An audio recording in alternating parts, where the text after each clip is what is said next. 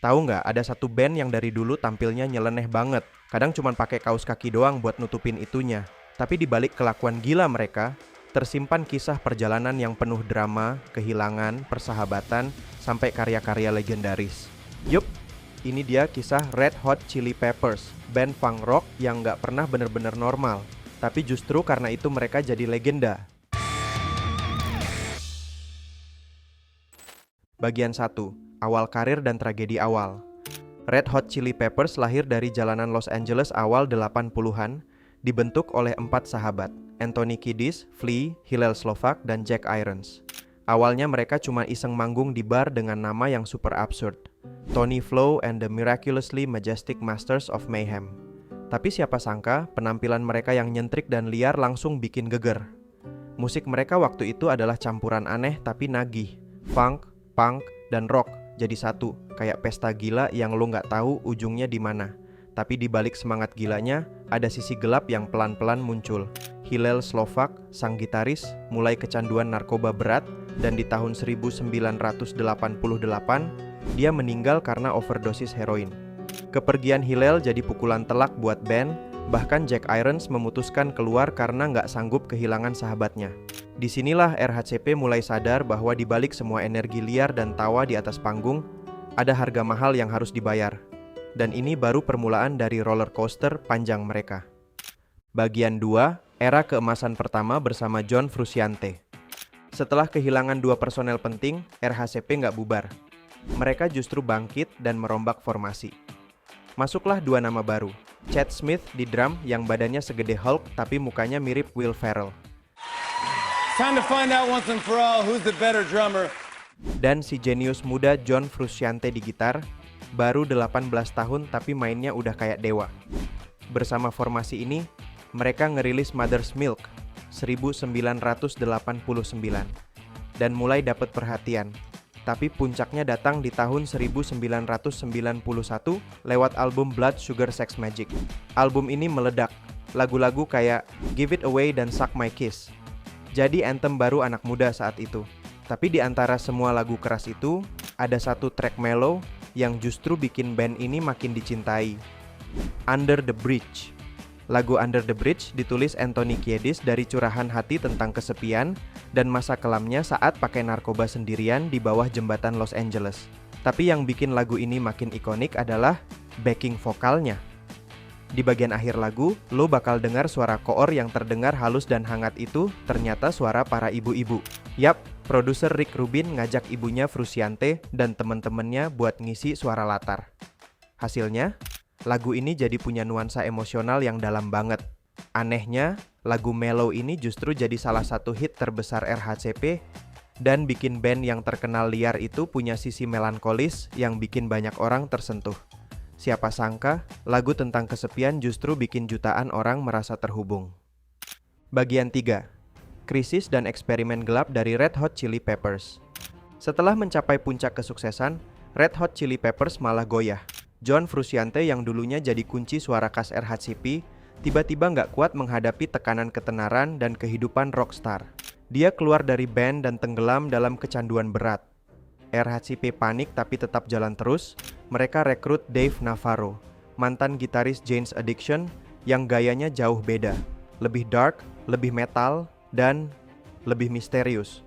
Hasil kolaborasi ini adalah album One Hot Minute 1995 yang terdengar jauh lebih gelap dan berat dibanding era sebelumnya. Lagu-lagunya punya nuansa depresif, kayak My Friends yang terasa penuh luka atau Warped yang terdengar kacau. Banyak fans lama bingung, ini masih RHCP atau udah jadi band lain. Tapi terlepas dari itu, album ini tetap punya sisi menarik, yaitu eksperimen musik yang berani dan lirik yang lebih suram. Sayangnya, era ini juga penuh kekacauan. Tur yang berantakan, Kiedis kembali terjerumus ke narkoba, dan chemistry antar personel nggak pernah benar-benar klik. Bahkan di beberapa konser, Navarro dan Kiedis sampai cekcok di atas panggung. Bisa dibilang ini adalah masa RHCP paling gelap karena mereka benar-benar kehilangan arah. Bagian 4, kebangkitan dan puncak popularitas. Setelah masa-masa kelam, secercah harapan muncul saat John Frusciante akhirnya kembali ke band di akhir tahun 1998. Dalam kondisi lebih sehat dan lebih dewasa secara musikal, Frusciante langsung klik lagi dengan Flea, Kiedis, dan Chad. Hasilnya, album Californication 1999 yang langsung meledak di mana-mana. Lagu seperti Scar Tissue, Other Side, dan tentu saja Californication bukan cuman catchy, tapi juga menyentuh dan relatable banget. RHCP jadi jauh lebih matang dengan masih ada unsur funk, tapi dibalut melodi yang lebih halus dan lirik yang lebih dalam. Nggak cuman comeback, mereka sukses membuktikan diri sebagai salah satu band paling relevan di era 2000-an. Nggak berhenti sampai di situ, mereka lanjut dengan By The Way, 2002, yang lebih melodik dan emosional. Lalu disusul Stadium Arcadium, 2006. Album ganda ambisius yang jadi puncak kreativitas mereka. Lagu-lagunya kayak Dani California, Snow, Hey Oh, dan Tell Me Baby makin memperluas fanbase mereka ke generasi baru. Di masa ini, RHCP bukan lagi sekadar band funk rock aneh. Mereka berubah jadi ikon musik global. Bisa tampil gila di panggung, tapi tetap bikin lagu yang bikin lo mikir dan relate. Bagian 5, pergantian gitaris, kontroversi, dan era nostalgia. Setelah Stadium Arcadium, kabar mengejutkan datang. John Frusciante keluar lagi dari RHCP di tahun 2009. Katanya sih, dia pengen fokus ke eksplorasi musik eksperimental dan proyek solonya. Masuklah Josh Klinghoffer, sahabat sekaligus murid Frusciante sendiri. Gaya Josh lebih kalem dan atmosferik, membawa nuansa baru di album I'm With You 2011 dan The Getaway 2016. Walau nggak semeledak era Frusciante, band ini tetap solid dan terus manggung ke berbagai belahan dunia. Tapi di mata banyak fans lama, RHCP rasanya belum lengkap tanpa sentuhan magis John di gitar. Di tengah masa transisi ini, RHCP juga tetap konsisten. Jadi band yang nggak pernah jauh dari kontroversi, mulai dari aksi panggung telanjang, wawancara absurd, sampai rumor soal rivalitas internal yang nggak pernah padam. Lalu tiba-tiba, di penghujung 2019, Frusciante balik lagi, dan dunia musik langsung geger. Fans bersorak kayak reuni keluarga besar, karena formasi emas akhirnya lengkap lagi.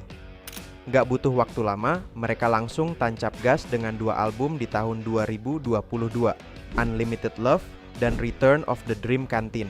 Album ini kayak mesin waktu dan membuktikan bahwa mereka masih relevan di tengah dunia musik yang berubah cepat. Lagu-lagunya penuh nostalgia, tapi juga eksploratif, membuktikan bahwa RHCP bukan sekadar band jadul, tapi veteran yang masih lapar berkarya. Dari awalnya cuma iseng ngeband sambil pakai kaos kaki doang, kini mereka jadi salah satu band terbesar di dunia. Dan satu hal yang gak berubah sejak hari pertama, RHCP selalu berjalan di jalurnya sendiri. Aneh, liar, tapi jujur, dan justru itu yang bikin mereka abadi. Dari awal yang penuh energi liar dan tragedi, lewat masa kejayaan, krisis, sampai kebangkitan dan nostalgia, Red Hot Chili Peppers membuktikan kalau mereka bukan cuma band biasa.